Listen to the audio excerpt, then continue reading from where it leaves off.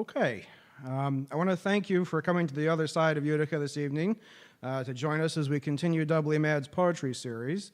And thanks to everyone streaming us on YouTube. Just a few things. I think most of you know us here at the other side, but in case you're new to us, the other side of Utica is a nonprofit community arts center with a diverse array of programs. Besides Doubly Mad, our literary journal, we run a popular jazz series, which, do we have a show for January yet, or no? Or we're not yet? Okay. We have some. We have stuff coming up. There's a really interesting one he's working on now. This guy, Merkel, who's a jazz harmonica and vibraphonist. Oh, that's cool. I'm expecting we're going to get. Yeah. Awesome. Well, if you want to find out more about our events here, and if you're at home watching us on YouTube, you can go to theothersideutica.org, and you can sign up for our weekly newsletter, and you'll find out about upcoming events. Yep. And also, besides jazz, we also have a gallery series. So the current show is called Opulent Moments by Victor Lanuza. Our gallery hours are on Thursdays and Saturdays, so if you'd like to come back and look at the art, and it is for sale, by the way, you can come back, grab some coffee at Cafe Domenico next door, and spend some time with these beautiful paintings here. And also, if you've forgotten somehow, maybe you fell and hit your head, Christmas is Monday, and if you need something for dinner, Mike Heritos is going to be here with his fabulous array of cheeses over the weekend. So come and get, some brie or something. Italian Christmas treats with him. I don't know. Well, we better come and find out what those fabulous Italian Christmas treats are going to be. That sounds really good. As a not-for-profit, the other side depends on support from our friends. So we want to say thank you to CNY Arts and the Decentralization Fund of NISCA, which helps support Doubly Mad and the other side's other programs. And we also want to say thank you to folks who attend our various programs. So please consider making a donation before you leave tonight, or if you're watching online and you go to our website, which I mentioned, theothersideutica.org, you will find a donate link right there on our homepage. Another way you can support the other side and local artists is to check out the books we have for sale in the back.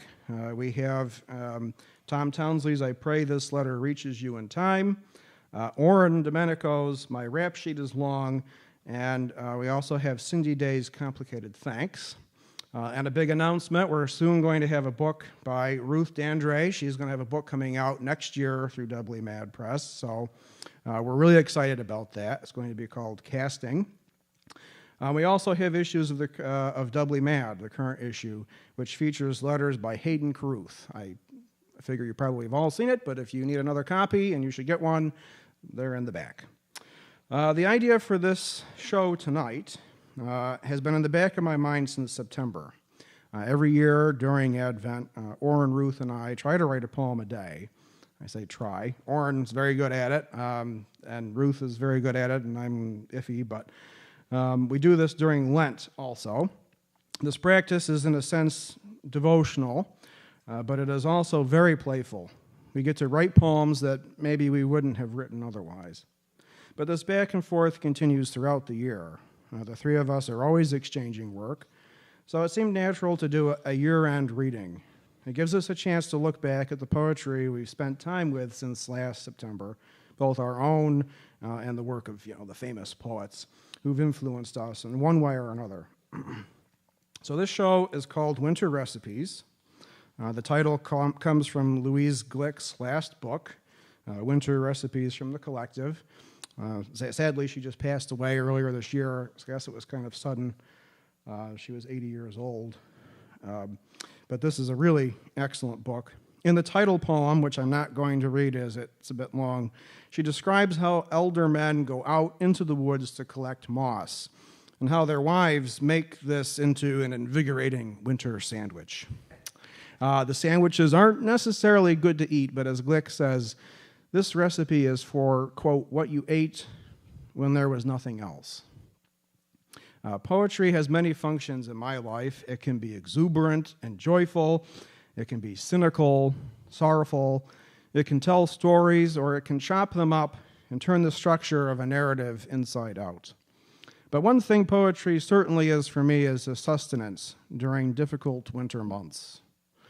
I think the poems we are going to read tonight offer a little of everything. It's going to be a smorgasbord. And I hope that they will keep us well fed through the cold season.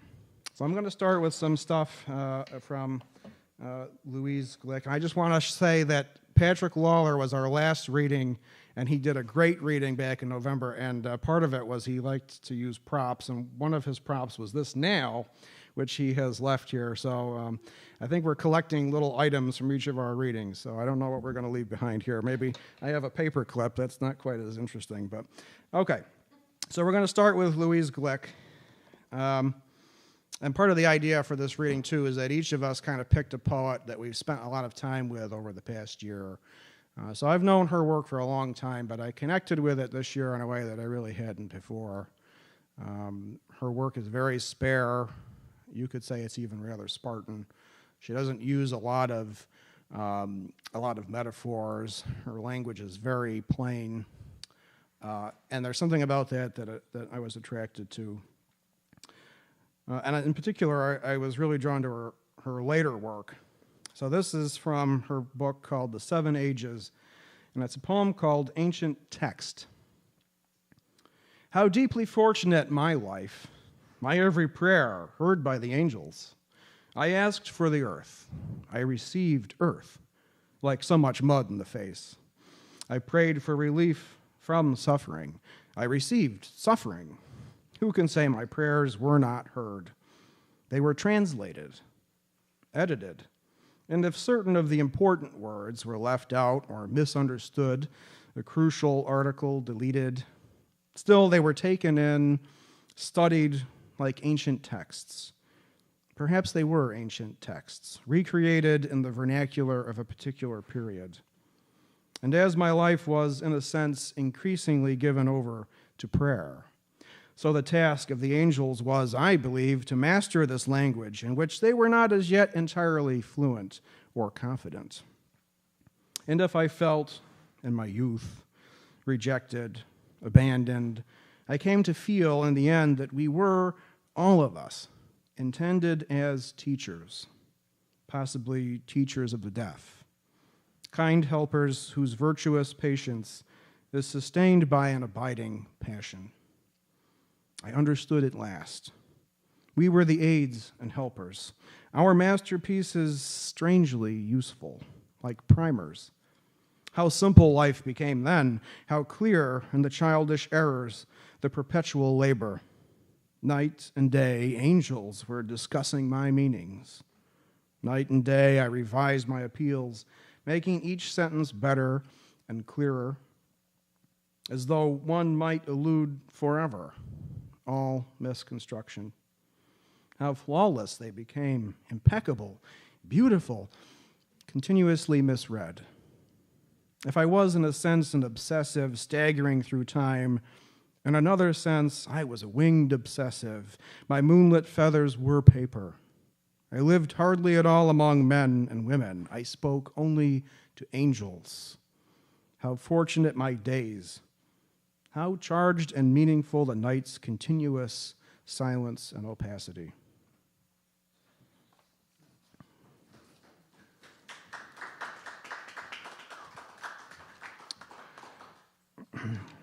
This next one by Louise is called The Traveler, and it's also from the book The 7 Ages.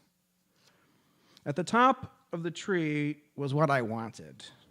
Fortunately, I had read books. I knew I was being tested. I knew nothing would work, not to climb that high, not to force the fruit down. One of 3 results must follow. The fruit isn't what you imagined, or it is, but fails to satiate, or it is damaged in falling, and as a shattered thing torments you forever. But I refused to be bested by fruit. I stood under the tree, waiting for my mind to save me. I stood long after the fruit rotted. And after many years, a traveler passed by me where I stood and greeted me warmly, as one would greet a brother. And I asked why. Why was I so familiar to him, having never seen him? And he said, because I am like you. Therefore, I recognize you. I treated all experience as a spiritual or intellectual trial in which to exhibit or prove my superiority to my predecessors. I chose to live in hypothesis. Longing sustained me. In fact, what I needed was longing, which you seem to have achieved in stasis, but which I have found in change, in departure. And this last one from Louise is called Bats, and it's from A Village Life. There are two kinds of vision: the seeing of things, which belongs to the science of optics, versus the seeing beyond things, which results from deprivation. Man mocking the dark, rejecting worlds you do not know. Though the dark is full of obstacles, it is possible to have intense awareness when the field is narrow and the signals few. Night has bred in us thought more focused than yours, if rudimentary. Man the ego, man imprisoned in the eye. There is a path you cannot see beyond the eye's reach, what the philosophers have called the via negativa. To make a place for light, the mystic shuts his eyes. Illumination of the kind he seeks destroys creatures who depend on things.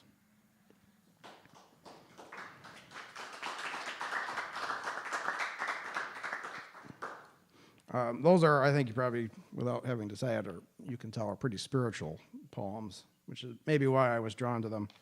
So now I'm going to read a few of my own, and then I'm going to pass it on to Ruth, who will read next. So a lot of these are going to be throughout from the past year. I'm not going to read them in chronological order, but they've been written over the past year. So this one's called Signs and Signals. Given, something is always missing. When I was 12, I tried to teach myself how to write Egyptian hieroglyphs, though the book I copied from said nothing about Coptic or how Champollion deciphered the Rosetta Stone.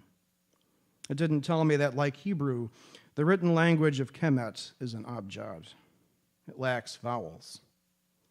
This was before I learned the value of my father's advice, before my foibles. I was one of those awkward teens.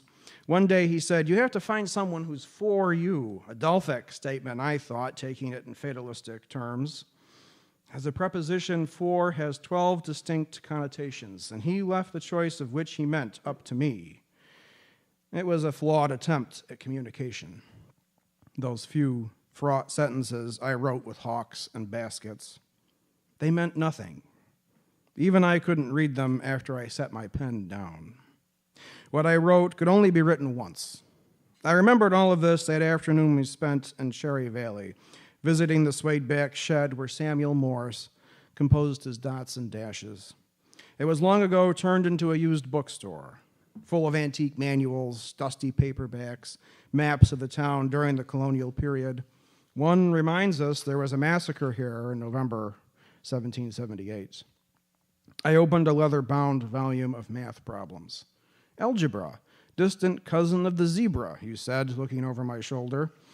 We both tried to solve one of the equations, a classic search for x, which balanced with y.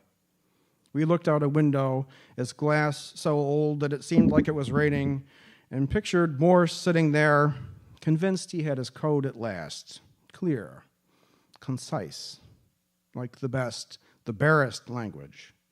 Anyone who knew his code could read the message. Now it's forgotten, reduced to a private breakthrough.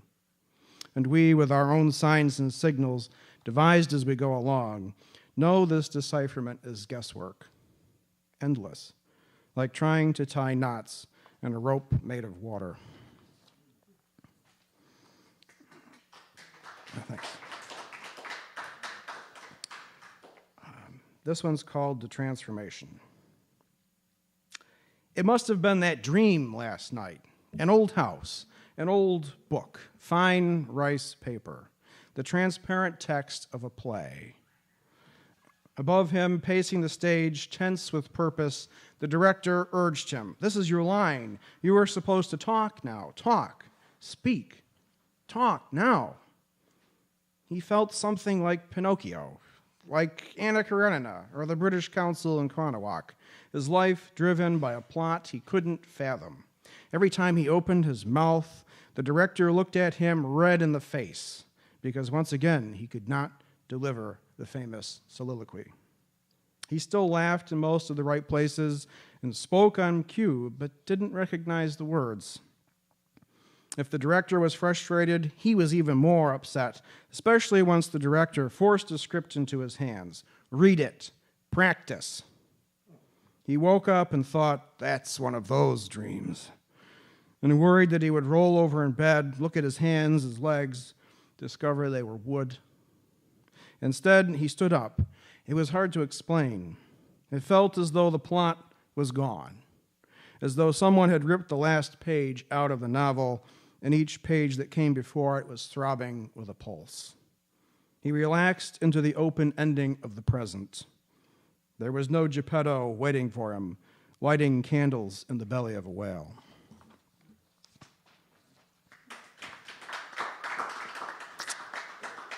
Thank you.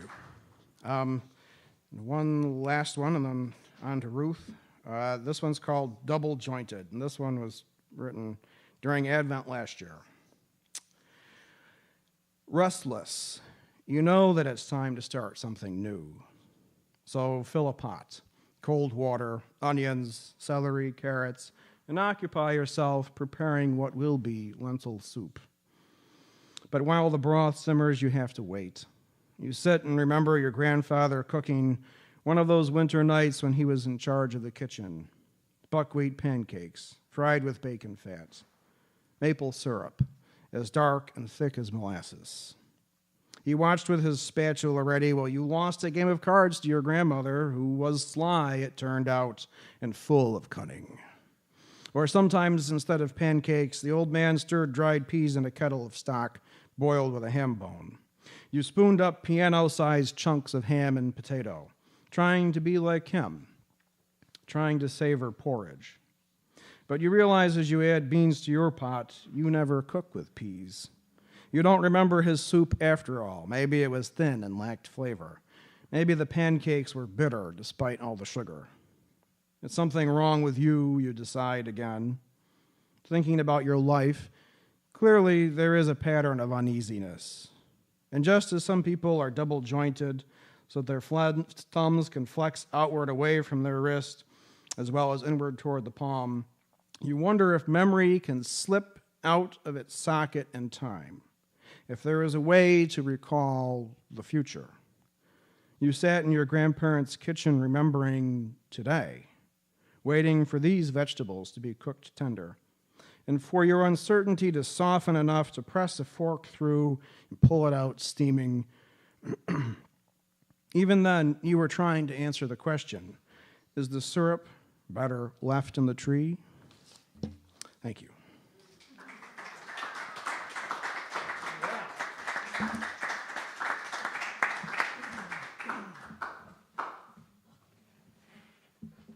Hi. Is this too high? Do I make it come? Sorry, Andrew. Thank you. Thank you for coming. We thought we were going to all be reading to each other there for a while. I chose to read from Jane Hirshfield. And I will tell you, when Will said we were going to do this, and I picked Jane because she was the poet I had just finished reading, and I didn't have time to look through everybody since January. I happened on, totally by accident, I happened online about I found a YouTube video with interviewing Jane Hirshfield, and I thought, great, I will watch that, and I will know everything there is to know about Jane Hirshfield when I do this poetry reading. That was about the beginning of December. I remembered it about 4:30 this afternoon. So I really don't know anything about Jane Hirshfield except what I'm going to read to you, except that I did looked her up on Wikipedia, and this is what I learned. I learned that she and I are exactly the same age, so that seemed pretty cool. I did learn a couple other things. She graduated from Princeton in the first graduating class to allow women. She immediately published a poem in Nation magazine, which won a prize. And then she left everything and went out to San Francisco to a Zen center for 8 years because she decided she couldn't be a poet because she didn't know enough about human beings. So there is my extent of my knowledge on Jane. But I have all these poems she wrote. I'm going to read one that's called, I'll tell you my little secret. When I write my own poems, I make them bigger so I can see them without my glasses. But I think I can see this. This one's called Like the Small Hole in the Path Side Something Lives In. Like the small hole in the path side something lives in me are lives I do not know the names of, nor the fates of, nor the hungers of, or what they eat. They eat of me, of small and blemished apples in low fields of me, whose rocky streams and droughts I do not drink. And in my streets, the narrow ones, unlabeled on the self-map, they follow stairs down music ears can't follow. And in my tongue, borrowed by darkness, in hours uncounted on the self-clock, they speak in restless syllables of other losses, other loves. There too have been the hard extinctions, missing birds once feasted on and feasting. There too must be the ideas, like loud machines with tungsten bits that grind the day. A few escape, a mercy. They leave behind small holes that something unweighed by the self-scale lives in. Thank you. So I was having a real hard time writing poetry the past couple of months, and I wrote to Tom Townsley, who's not here, but don't let that upset you, Tom, that I won't point that out. I said, I think his daughter came home from Kansas City. Oh, okay. Like Well, opera star. we'll So, he's got to spend some time. we'll excuse it. He's a creative writing teacher in addition to being a fine poet. And Will had said once or something that he was doing something that Tom had given him a form for, an idea for. So I wrote to Tom and I was like, send me your stuff that I saw. And I wanted to learn about surrealism. So I said, teach me stuff about surrealism. So one of the first exercises he sent said, use a line from a poem that you like and write from it. So this one ties directly to the Jane Hirshfield you just heard. And it begins with her line, like the small hole by the path side something lives in me are lives I do not know the names of. In me are lives I do not know the names of.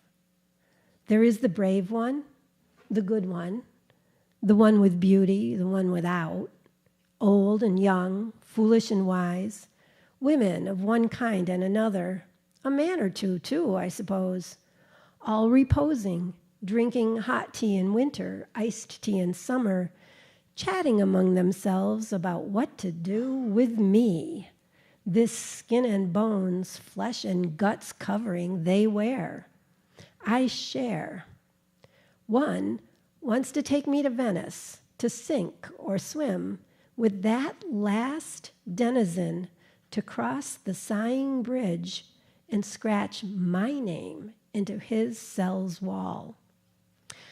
Another pushes these hands into garden dirt, chanting, grow, grow old, grow wise. Still others advise, laugh, drink wine, sing all the sad songs, and teach them to the grandbabies so they will remember too. Be kind to dogs. Love horses, those racing around a track and those idle in a field, one urges. Surges of antique knowledge. This is how you do that, one or the other will pipe up when all seems lost. A we're still here wait in my legs and arms on a long staircase going nowhere but up or down forces belief even when I don't, I can't, I won't believe. Start doing that I'm all alone dance that no one knows the steps to, but everyone tries sometime. pirouetting across their own small stage or cage. In me are lives I do not know the names of, so I name them, call them friend, enemy, brother, mother, Father, forgive me. I falter under their weight. Wait, they say, joining hands and lifting themselves in a circle, a ring, aura around me, rising, centering until weightless and small, all that remains is a smoky halo hovering, leading, following, listening, whispering, crying, sighing, swearing, raring to go, all those lives who live me. Thank you.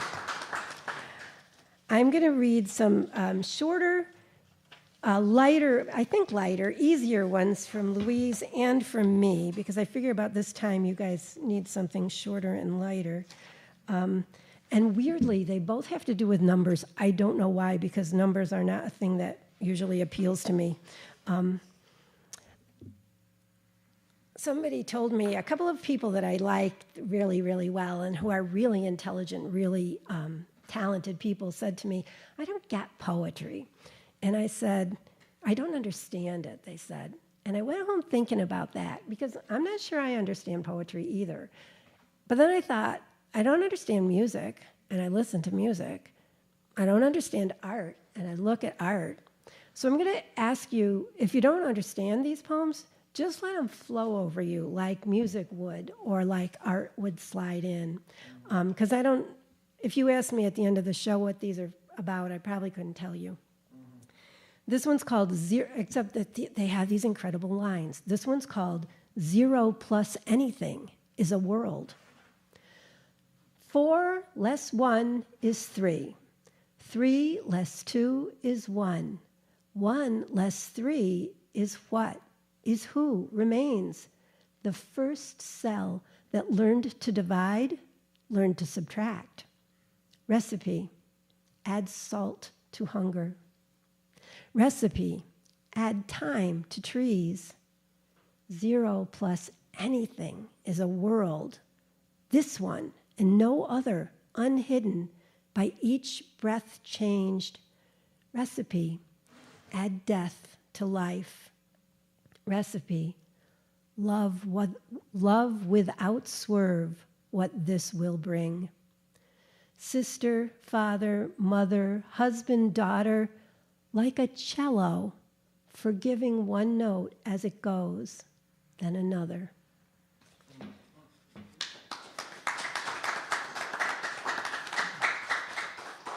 And this one's called Like Two Negative Numbers Multiplied by Rain. Lie down, you are horizontal. Stand up, you are not. I wanted my fate to be human, like a perfume that does not choose the direction it travels, that cannot be straight or crooked, kept out or kept. Yes, no, or. A day, a life slips through them, taking off the third skin, taking off the fourth. The logic of shoes becomes at last simple, an animal question, scuffing. Old shoes, old roads, the questions keep on being new ones, like two negative numbers multiplied by rain into oranges and olives.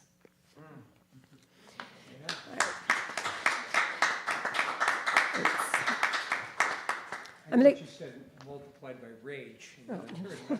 Maybe. It's more me than rain. These last two are just two little lighter ones of mine. This one's called Yesterday at the Bakery. A glass jar nearly filled with crumpled dollar bills on the counter beside the cash register read, "Your kiss is appreciated." Intrigued, I looked harder at the jar, saw the faded letters in between. My kindness was what was appreciated. But oh, what a morning it might have been if there were still places for kisses received and freely given. That old sweet custom trusting the sharing of spit and intimacy of strangers? But alas, no. I tucked a folded bill inside the jar, sent a smile smacking from my lips to the cashier's cheek, wandered out the door, cradling the soft loaf like an infant in my arms, across the parking lot and home, kissless and alone.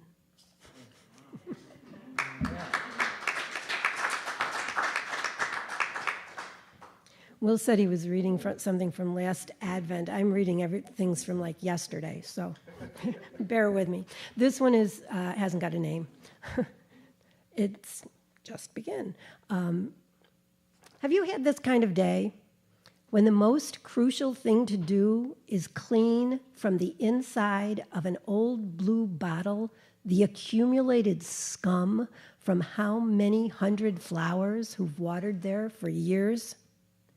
And you will stop whatever else needs doing because this one undone thing seems to now absolutely need accomplishing. And you do it. And the dishes are dirty, the bills unpaid, errands unrun.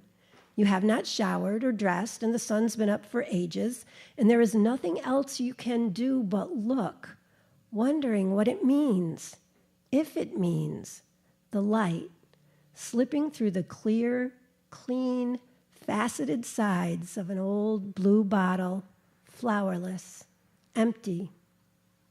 And then you smile, happy in the job, satisfied with blue. Thank you.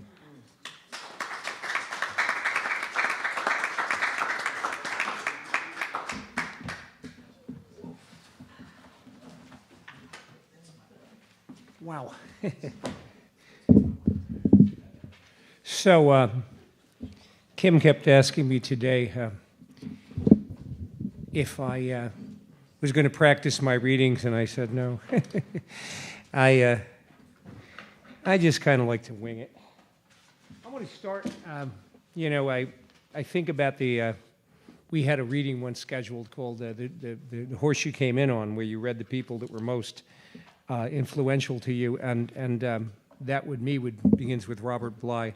And I'm going to begin with a poem that is my favorite Christmas poem. It's called A Christmas Poem by Robert Bly. Christmas is a place like Jackson Hole. We all agree to meet there once a year. It has water and grass for the horses. All the fur traders can come in. We visited the place as children, but we never heard the good stories.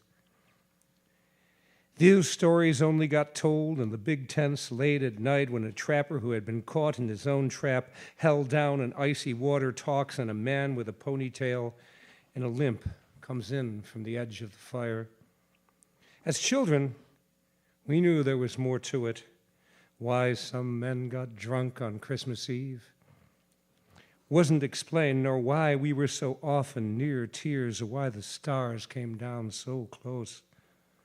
Why so much was lost, those men and women who had died in wars for 1,000 years. Did they come that night? Is that why the Christmas tree trembled just before we opened the presents? There was something about angels we have heard on high singing o'er the plain. The angels were certain, but we were not certain if our family tonight was worthy. Thank you.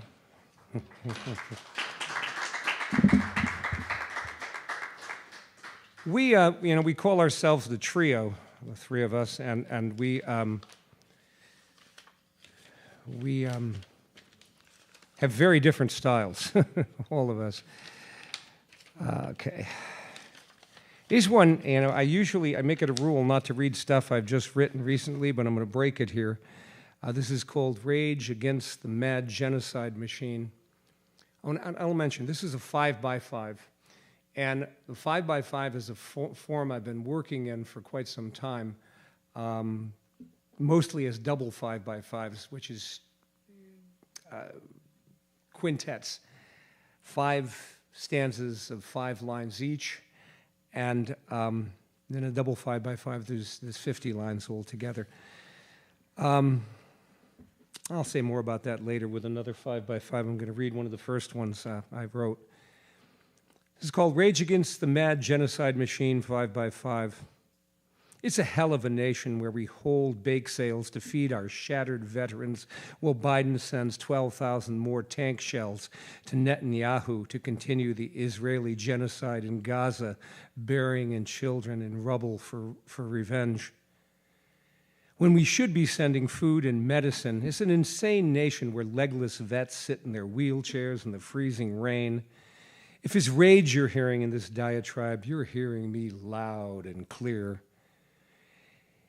It's madness in the country that signs on for more white phosphorus and depleted uranium, not to mention fucking cluster bombs that will be maiming and butchering children for years to come.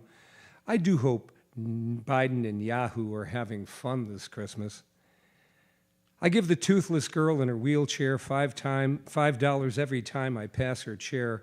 What the fuck if this misery What the fuck is this misery that ensues whenever we escalate the madness? This was not my final copy of this. There's a lot of typos in it. That's why I'm struggling. I don't know how I ended up with this one. What the fuck is this misery that ensues whenever we escalate the madness? The Cambodian neighbor's huge white rabbit hopped into our garage an hour ago. Someone's going to have roast rabbit for supper. But we ain't halfway to hell yet, and it'll get worse before it begins to get better, and it's hard to believe this shit has just now begun. Go down, Moses, way down in Israel land, 'cause old Pharaoh will never let us be. Thank you.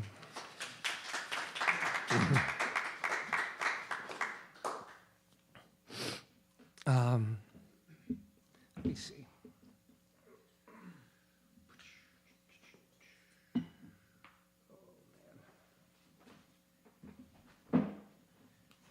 I'm going to read just one poem by Louise Gluck, and I pronounce it Cluck because, as I wrote in another poem, everything's funny that rhymes with fuck. So this is called Night Thoughts. Long ago I was born. There is no one alive anymore who remembers me as a baby. Was I a good baby? A bad? Except in my head, that debate is now silenced forever. What constitutes a bad baby? I wondered. Colic, my mother said, which meant it cried a lot. What harm could there be in that? How hard it was to be alive. No wonder they all died, and how small I must have been suspended in my mother, being parted by her approvingly. What a shame I became verbal with no connection to that memory, my mother's love. All too soon I emerged my true self, robust, but sour like an alarm clock. I love her. She's terrific. I probably can't find half the poems I was looking for. Anyhow, this is one of mine. This is called A Poetic Bio. I was doing a poetry biography. I kind of interrupted it for Christmas, but I think I'm going to continue it. This is Poetic Bio Part 8, 5x5. What I did on my summer vacation. According to Uncle Phil's 3 daughters, I was the new hotsy in their neighborhood in Hicksville. I bought a paperback sex manual at a drugstore and soon became obsessed with the mechanics of pleasure. I went to the World's Fair on Uncle Phil's dime, but I don't recall a fucking thing about it. Some shit I remember, some shit I forget. This was the heyday of my on-the-road adventures with highlights and lowlights like sleeping buried in snowy leaves in the wet woods by the roadside. I got a lift from a fat girl to Bard College where I was shown the Zimmerman room where Bobby Dylan once crashed in the dorm. 2 dudes were cutting up a wheel of hashish like a big wheel of Parma Reggiano. I sacked in a shack called Saxanix that's no longer there. Someone gave me a meal card, so I dined like a sultan. On another jaunt, I stayed with Barbara in D.C. at GW, where I watched the Baltimore Orioles with Brooke Robinson in the World Series. My leg fell asleep, and I tumbled across some pretty girls. Later, we walked hilltops with neighborhoods blazing below us. As I summed out of Washington, a van pulled over and offered me a lift to the Summer of Love, San Francisco. What might my life have been if I hopped on board? Instead, I pressed on to Sarah Lawrence College in Bronxville. Part 2, the little-known narrative of the invention of sex. At Sarah Lawrence, a young man from a Greek dance company introduced us to lamb shish kebab grilled on a wood fire, washed down with a bottle of Retsina. It was on this visit that I knocked poor Marjorie up. As old Kurt Vonnegut said, so it goes. As for the termination option, as far as the termination option went, Marge's mother, Shirley, was clear it wasn't on the table, and I ignored Bud's notion that I hopped the last freight train leaving town. So it was face, the shotgun, and dance, which was fortunate, for if we hadn't, we wouldn't have Arwen, whose name derives from the Ring trilogy, which I still have not and never will read. Though I taught The Hobbit to my special ed students who loved it, and me, as I was a lot like them. Just call me Special Ori. So hitched, we lived in a series of apartments wherein Barb and I would regularly get it on, and when Rig Albert brought some genuine Kid Charlemagne acid, we dropped it in Don Pratt's attic, crawled into a dark cavern where we invented sex. When we were in our first flat on James Street in Rome, Jimenez and I met a chick band from the Apple who rode with us up to Sly Hill, then back to my shack where I fucked bassist Mickey on a mattress in the attic. The next day, in the tub, she gave me my first complete blowjob. Hey. Thank you. I was asked to leave that one out, but I didn't. Okay.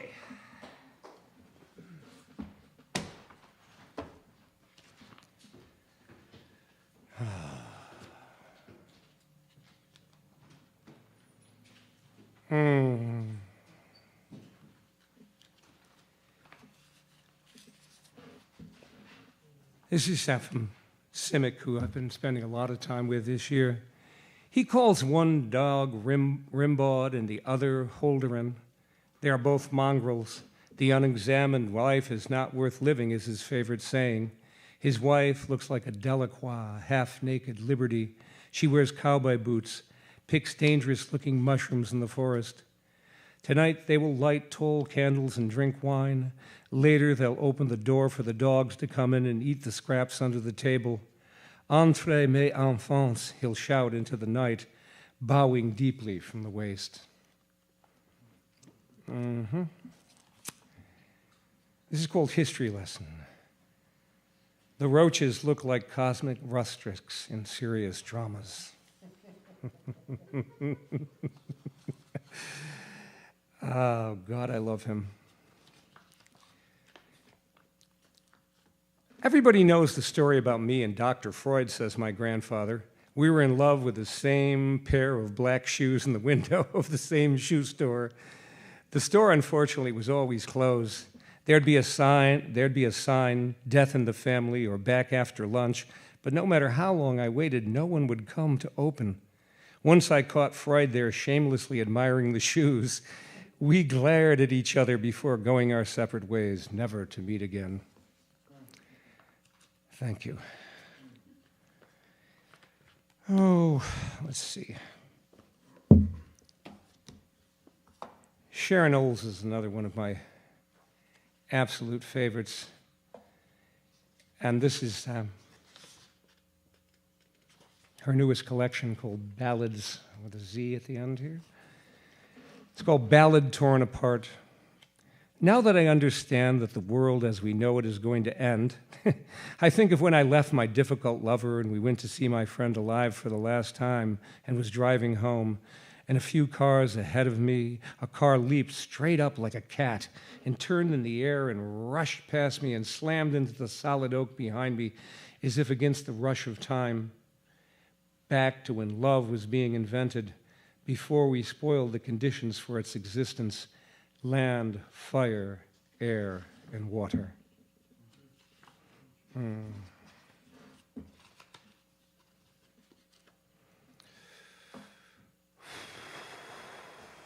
And one more from Oles. Narcissus takes another look at household tasks. In the 32nd week of solitary, safe, and well-spoiled, I lose my verve. I'm sleeping okay, and there are moments of kindness in my dreams and stretches of eros. I'm doing sit-ups and trying to contact my core and tidying up the dirt floor basement.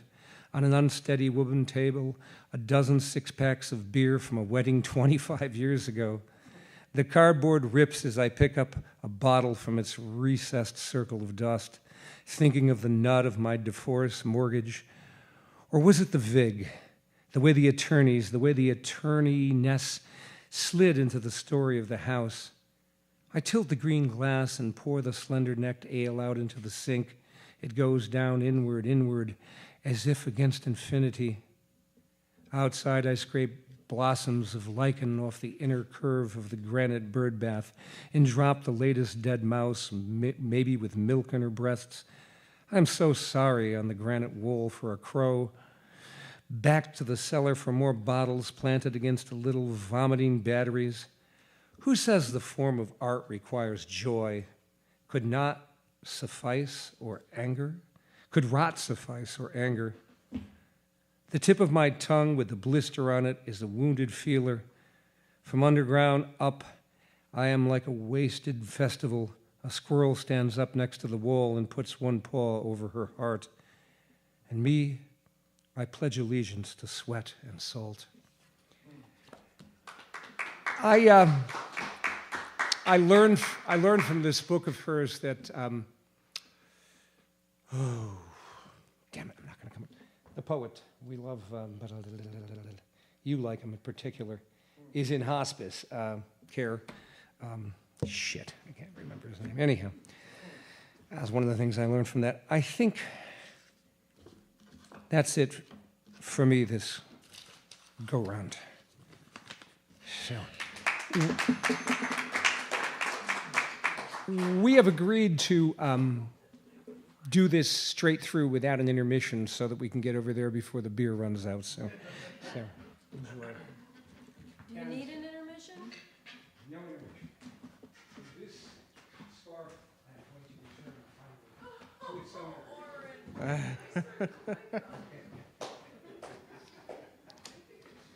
going to Got any scarves for me? No, I Oh, got some oh. more at home. I'm gonna Oh, all right.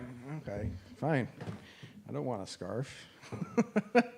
I'm going to do one more, just one more from Louise. I'm going to do, and thank you, Andrew, for being a wonderful MC here, because I really can't figure out how to use a microphone. It's a wonder I know how to take care of human beings. It really is. So this poem is called Song. There are actually other poems by Louise Gluck named Song, but this one is from her last collection.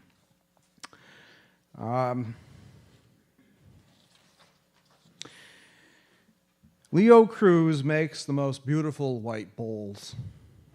I think I must get some to you, but how is the question in these times. He is teaching me the names of the desert grasses. I have a book, since to see the grasses is impossible. Leo thinks the things man makes are more beautiful than what exists in nature, and I say no. And Leo says, wait and see. We make plans to walk the trails together. When?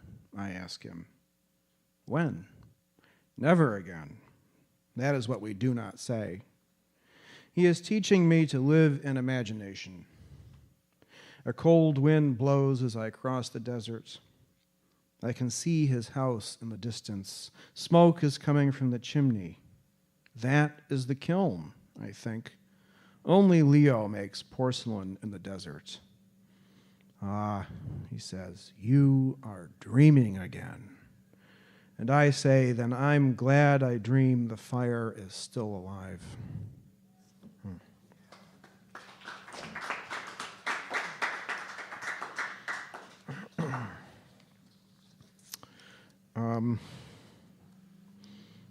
Colleen went to Texas for a couple of weeks over the summer, which left me at home alone, and it was difficult for me. I had a hard time, so I was writing all these poems about her absence, and this is one called In Absentia. So I did a lot of sitting around on my deck grilling chicken and drinking beer, so it's probably how this got written.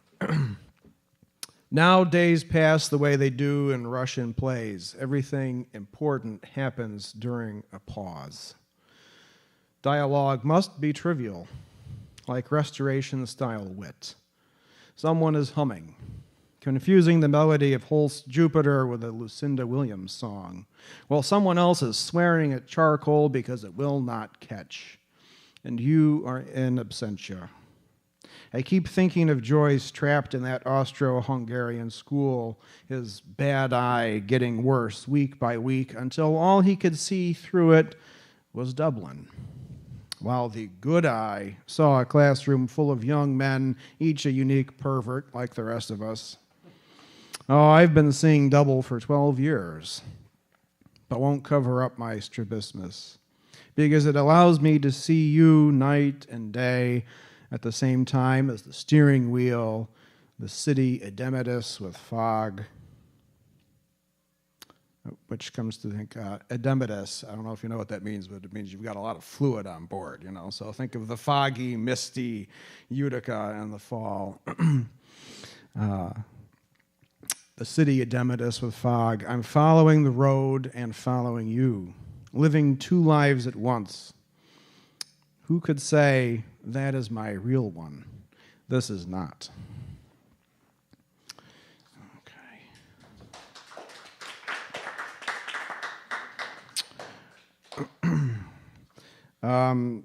If you had a chance to see it over the summer, they did a great job up at Woods Hill doing Romeo and Juliet. And I guess seeing that kind of spurred on this poem, which is called Contrary Confirmed, and it has a quote from Friar Lawrence. He said, wisely and slow, they stumble that run fast. To want an intense life, an intensity like that of a bird's flight after midair shutting its wings. Didn't the quiet friars warn us about that? Didn't they admonish us to keep in mind the man who carried a stone in his mouth every day for 3 years until he learned how to be silent? Otherwise, the frustration always is the same. You work all day preparing one meal, but not an hour after setting warm plates on the table. It is finished. All of your skill and knowledge of metallurgy you expend building a single vessel. Then it sinks during the maiden voyage.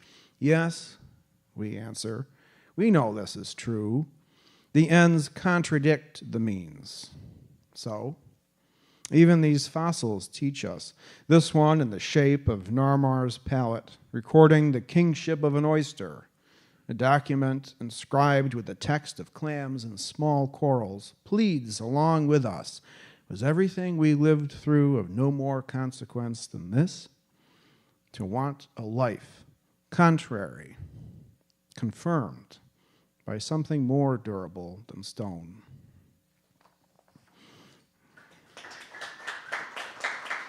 And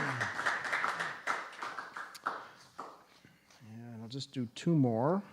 And I'll kick it back to Ruth. This one's called The Appearance of Plenty. And I should say there is a market down in Herkimer, New York called TJ's Market. And I don't mean this to be a bad advertisement of TJ's. You should go there. Great local produce. But you know, poetry, fiction, you blend things a little bit.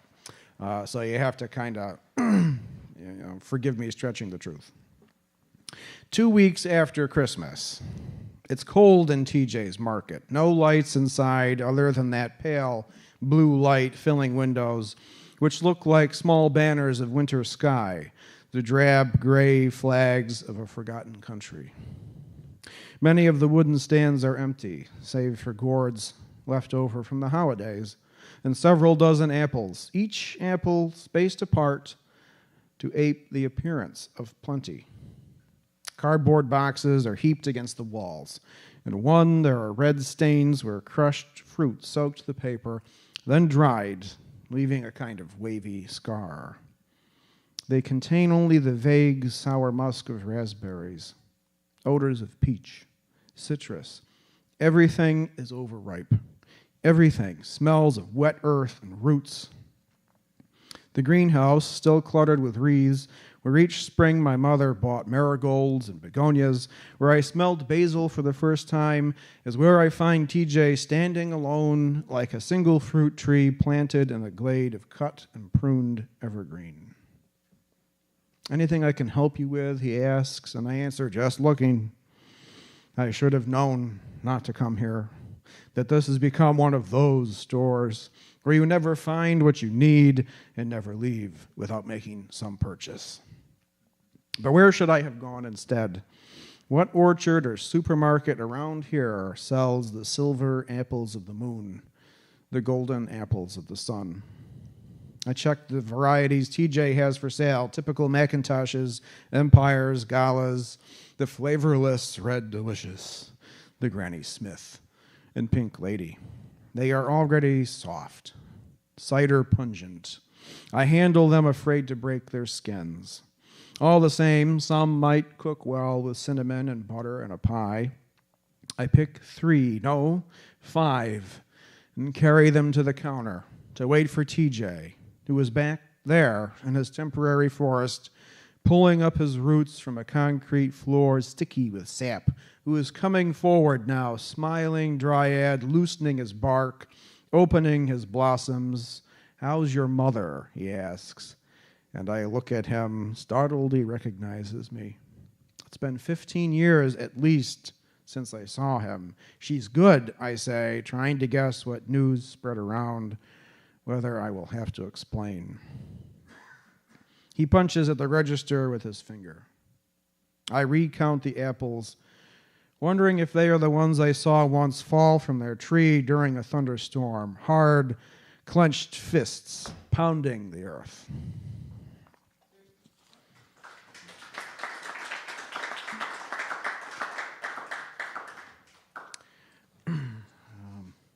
And this one that I'll close out with is called Household Wear. And this was sort of inspired by a trip to Belkville. Colleen and I went there not this past summer, but the year before, and this idea kind of stuck in my head. And if you like antiques or looking at weird old stuff, it's great. You should go there if you haven't. If you have, you know what I'm talking about. But there's tents all over these cow fields. You know, it can be a little overwhelming. So they walked away without buying anything. The carpet dealer and his assistants, cajoling, haggling with other customers, were behind them, still lifting the corners of serapes from piles of oriental rugs, sweating even in the shade of an enormous tent. "You, young man," the dealer said when he approached the couple, who stopped to look. "Isn't that beautiful? People like that style." And maybe he could see that the young man was interested, but confused, feeling caught in media race, caught between a sense of reverence for what he believed is beautiful and his awareness that it was, in fact, subjected to household wear and already falling apart. The woman with him clearly had more savvy. She looked at the underside of the rugs, could tell how each textile was knotted, if they were made of wool or silk, and knew that the dyes their weavers used were themselves corrosive, eating away at the fibers they made so vibrant. Both almost simultaneously looked at the carpet dealer's face and could not agree afterward about what they saw.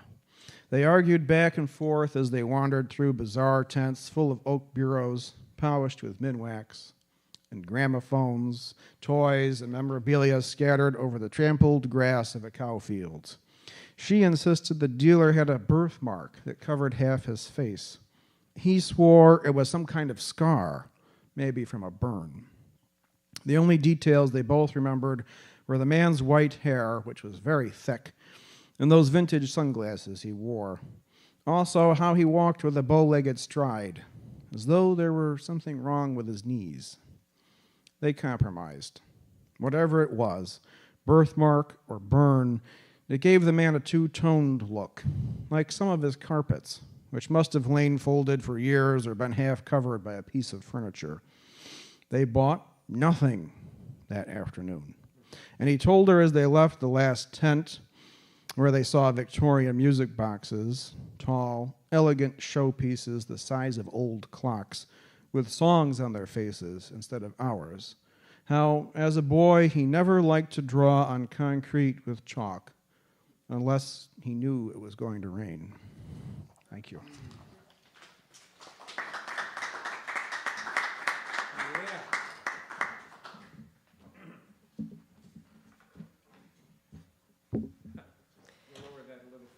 Will is too modest to tell you, but he has a book accepted for publication from Finishing Line Press. Oh, yeah, thank you. And I think, but it doesn't come out till 2025.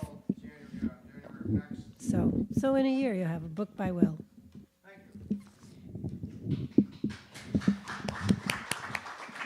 Thank you, Andrew. I had this big story about why I was switching poets in the middle of the stream, but apparently it was allowable. I thought it was against the rules, so I'm not going to tell the story. I'm not going to read from Jane Hirshfield this second set. I'm going to read you one poem from one of my all-time favorite poets, and probably yours, Lawrence Ferlinghetti, and it is, like Lawrence, my favorite Christmas poem. It's called Christ Climbed Down by Lawrence Ferlinghetti.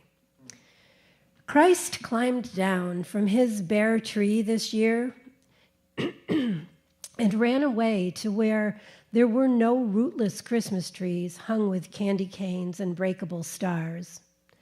Christ climbed down from his bare tree this year and ran away to where there were no gilded Christmas trees, and no tinsel Christmas trees, and no tinfoil Christmas trees, and no pink plastic Christmas trees, and no black Christmas trees, and no powder blue Christmas trees hung with electric candles and encircled by electric tin trains and clever cornball relatives. Christ climbed down from his bare tree this year and ran away to where no intrepid Bible salesman covered the territory in two-tone Cadillacs, and where no Sears Roebuck creches, complete with plastic babe in manger, arrived by parcel post, the babe by special delivery, and where no televised wise men praised the Lord Calvert whiskey. Christ climbed down from his bare tree this year and ran away to where no fat, handshaking stranger in a red flannel suit and a fake white beard went around passing himself off as some sort of North Pole saint, crossing the desert to Bethlehem, Pennsylvania, in a Volkswagen sled drawn by rollicking Adirondack reindeer with German names and bearing sacks of humble gifts from Saks Fifth Avenue for everybody's imagined Christ child. Christ climbed down from his bare tree this year and ran away to where no Bing Crosby carolers groaned of a tight Christmas, and where no Radio City Angels ice-skated wingless through a winter wonderland into a Jingle Bell heaven daily at 8:30 with midnight mass matinees. Christ climbed down from his bare tree this year and stole softly away into some anonymous Mary's womb again, where in the darkest night of everybody's anonymous soul, he awaits again an unimaginable and impossibly immaculate reconception, the very craziest of second comings.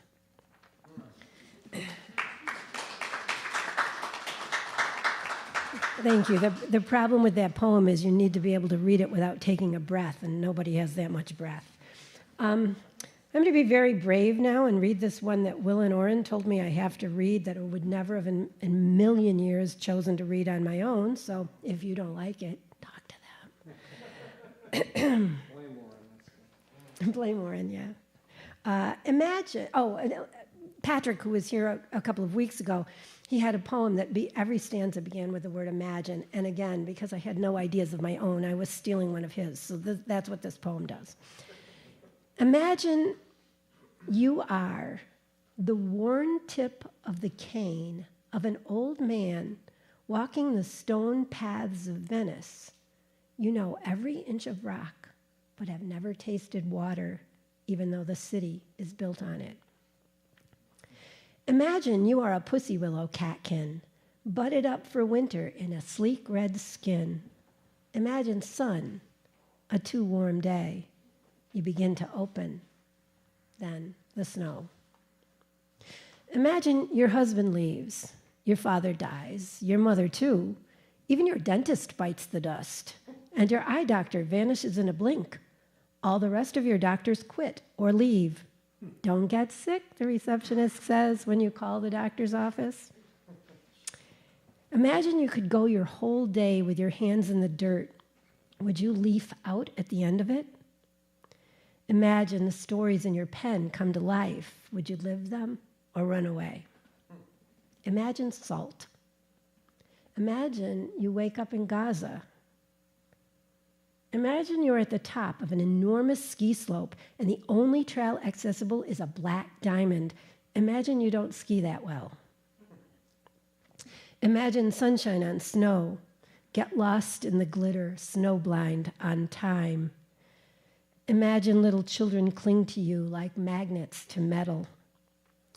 Imagine you forgot how. To imagine, I mean. Could you live? I couldn't. Imagine love turned your nipples blue. Who would you show them to? Imagine a Christmas tree grew wherever you threw a half-empty bottle of wine. Would you drink more or less? What if baby Jesus lay in the branches and candlelight replenished the ephemeral and you could commune with your dead, the world's dead? Would you talk to your grandmother or Virginia Woolf, Che Guevara or your old best friend? Imagine you read in the news that the ACLU is representing the NRA in a free speech case. They are, you know. Imagine they canceled Christmas in Bethlehem. They did, you know. Maybe they figure with Netanyahu heralding premature infants in Palestine, what's one more aborted birth? Maybe it is because people who realize they will be called to account for the destruction of Eden figure what worse can they do to make the crime fit the punishment. Imagine breathing in smoke, in darkness, in pain, in happiness, in surprise, in anger, in love, in life. Imagine it's all you need to do. Imagine it's all there is. Imagine breath. Imagine it is all. It is all. It is. Yeah.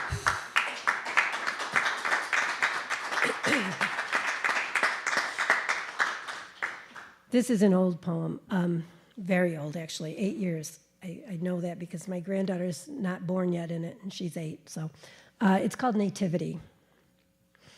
This is my last one. My ex-husband brought home, just before he left for good, the baby Jesus from his parents' Christmas decorations he found lying alongside the dumpster after cleaning out his childhood home and couldn't manage to toss in. Us, he tossed easily, far, and for good. It seemed a prudent hedge against the world's disarray, an extra savior in your pocket. Then, as one thing often leads to another and another, I gathered more and more, until today, when 18 nativity scenes line my bookshelf and windowsills. One, or more, the traditional wooden lean-to filled with the proud parents, requisite wise men, and shepherd boy beyond the swaddled babe. An early one purchased secondhand at a church bazaar, minus Joseph, a foreshadowing we missed. The first acquired before our own children arrived in bundles and beauty on a trip west. The others include a Wedgwood bell, the Holy Family superimposed in bas-relief, lifting to whiter tones along its curved edges, a Native American Jesus in the palms of a great beneficent spirit, squat Peruvian wanderers, minus a king, crouched before llama looking on. Some sit, some dangle, one made entirely of appliqued fabric, complete with comet-tailed shooting star, another cast in stone, a tiny family tucked inside the opening of a hollow gourd, a few kneeling before angels' wings spread wide in protection. The newest, a Russian baby, birthed by lifting one after another of his companions from inside each other. Some show only the doting parents, some the full contingency. All, though, center on the baby. 18 newborns, and a 19th awaiting spring inside my daughter's womb, asleep in this morning's house. Here is heavenly hope. Here is the new tomorrow. Here are the answers to everyone's unsung prayers for peace and plenty. The story my friend told once, how her brother, Christmas times, would sneak before the stable scene, substituting his figurines for the original cast. How she'd wake Christmas mornings to find lying in a manger, armed and ready for combat, a tiny G.I. Joe, savior of the world. Why we need to collect all the baby Jesuses we can find. Thank you. Thank you for coming.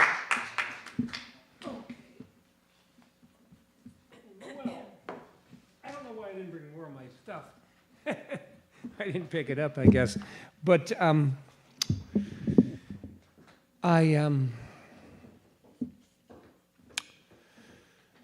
to read a couple things here. I got a couple of my poems that are in Doubly Mad, the most recent issue. And this one, I highly recommend these to you, by the way. The Best American Poetry for every year.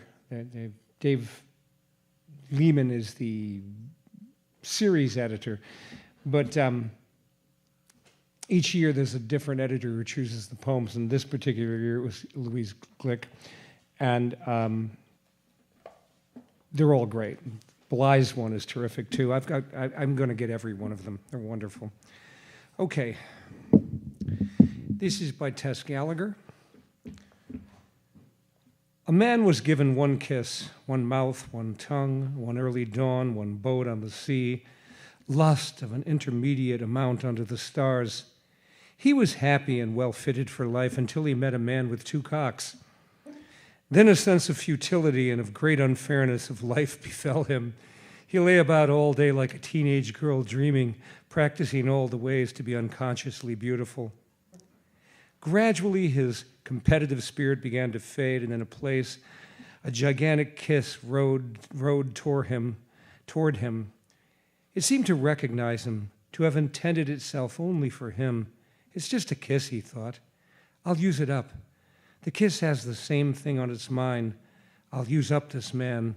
But when two kisses kiss, it's like tigers answering questions about infinity with their teeth. Even if you were eaten, it's okay. You just became impossible a new way, sleepless, stranger than fish, stranger than some goofy man with two cocks. That's what I meant about hazards of infinity. When you at last begin to seize those things that don't exist, how much longer will the night need to be?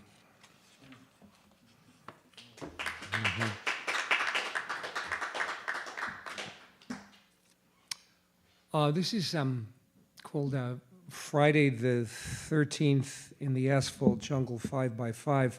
This is one of the first 5x5s I wrote, and it's just a single 5x5, and all the quotations are from John Huston's movie, The Asphalt Jungle. It's a great film. And it starts with this quotation from the film: "After all, crime is only a left-handed form of human endeavor." At the poet's request, the gods are taking Friday off to count their blessings. Cold rain's fallen now for 13 hours without diluting my deep depression. He hasn't got enough blood in him to keep a chicken alive. Man at the door says, "We're here to fuck you." Who was it thought that the end times would be fun?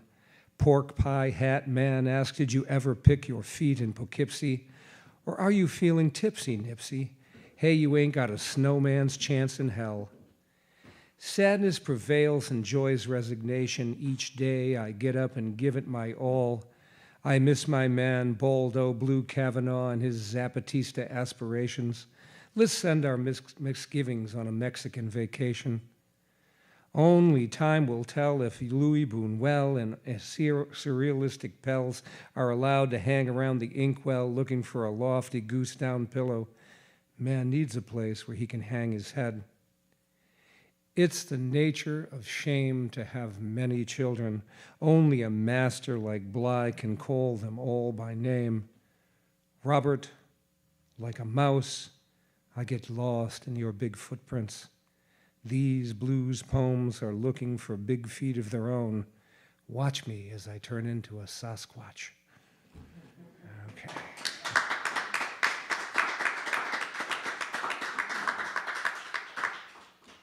And then finally, this is called Officially Withdrawn. And I just want to mention, by the way, it was Galway Canal. I was trying to remember who's in hospice care and dying. Fabulous poet, but as Balaban said, poetry is the fragile thing that lasts. And so Galway will be here forever, you know. And I think when the earth ends, the poems will still be flying around in space. I really do. I believe totally in that. Our son, Nick, just wanted to show this picture. Oh, dear. Oh, God, I don't know how far in it is. Well, skip it. I thought it was right in the beginning. No, it's right. Go towards the middle. Oh, here it is. Now, this is a photograph. It's blue tinted. Colleen tinted it blue for this issue. But I took this the day I got my telescopic lens, telephoto lens, and I didn't know how to use it. And I got this amazing picture of Galway, glass of whiskey in his hand. Did a reading downtown. I actually have a tape of that reading at home from Simic. But Was that at home? that was right here in Utica. And what the frig was I doing now? I got to find my poems again. Hello. They're way in the back, right? I got Will's thing here. Sorry, folks. You're going too far. Gone too far. This guy knows the magazine he puts together.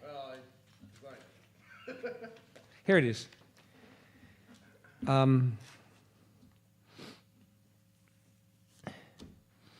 Okay. I read the Asphalt Jungle one.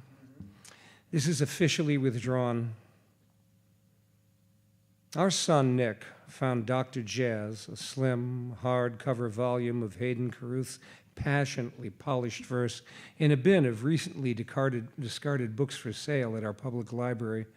The dust cover clean, uncreased, the pages crisp, perfect, the index card in the little pocket on the book's last page, revealing that it had not been disturbed once in the 17 years it had sat on the shelves since the library acquired it for $20 on the 2nd of October, 3 weeks after 2 planes flew into the Twin Towers in the year of our Lord, 2001. And its 50-plus poems waited patiently for 17 years for my numb fingers to turn pages, for my prying eyes and fumbling tongue to set the long, silent words free.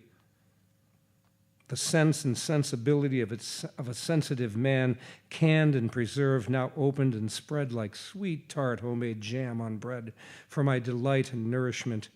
A decade after the poet who lived just down the road from me had been laid to rest in the stone-still ground, and now, across time, the sound of his old man take on the pain of living in this crazy, non-poetry inclined time speaks to mine.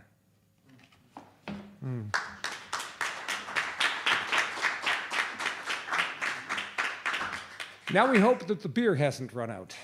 We're all set, folks. Thank you so much. I want to thank everybody for coming out this evening. Hope you enjoyed it.